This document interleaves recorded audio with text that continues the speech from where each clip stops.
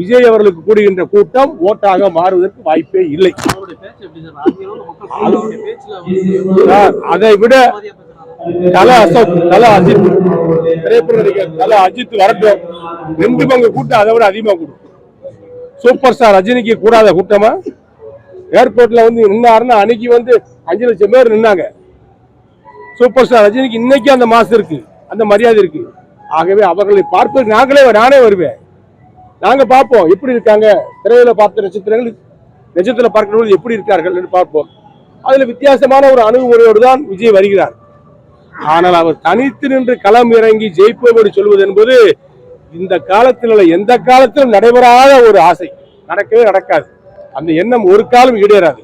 அவருடைய முயற்சி எல்லாம் வீணாகித்தான் போகுமே ஒழிய நிச்சயமாக அவர் பாஸ் மார்க் வாங்க வேண்டும் என்று சொன்னால் எடப்பாடியார் தலைமையில் உள்ள புரட்சித்தில் எம்ஜிஆர் ஆரம்பித்த புரட்சித்தில் அம்மா வழிநடத்திய எடப்பாடியார் வழிநடத்திக் கொண்டிருக்கின்ற அண்ணா திராவிட முன்னேற்ற கழகத்தோடு கூட்டணி வைத்தால் ஒழிய விஜயனுடைய அரசியல் இந்த தேர்தலோடு திமுக முடித்துவிடும்.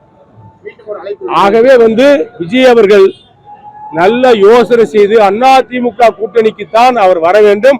அவர் திமுகவை முழுமையாக எதிர்ப்பது உண்மையாக இருந்தால், திமுக ஆட்சியை தூக்கி எறிவேன் என்று அவர் சொல்வது உண்மையாக இருந்தால், திராவிட முன்னேற்ற கழகத்துடைய ஆட்சியை தமிழக அரசியலிருந்து விரட்டுவேன் அகற்றுவேன் என்று சொல்வது உண்மையாக இருந்தால் அவர் அண்ணா திமுகவுடைய கூட்டணியைத்தான் நாடி வர வேண்டும். அண்ணா திமுக கூட்டணி அங்க வைப்பதுதான் அவருக்கு சரியான ஆலோசனை, சரியான முடிவு. அதை தாண்டி தனித்து களம் இறங்குவோம் என்று சொல்வது திமுகவுக்கு அவர் வலு சேர்க்கின்ற விதமாகத்தான் அவரது நடவடிக்கை தமிழ்நாட்டு மக்கள் பார்ப்பார்கள். அந்த நேரத்தில் மக்கள் எடுக்கின்ற முடிவு திமுகவுக்கு மாற்றாக அண்ணா திமுகவை தான் தேர்ந்தெடுப்பார்கள்.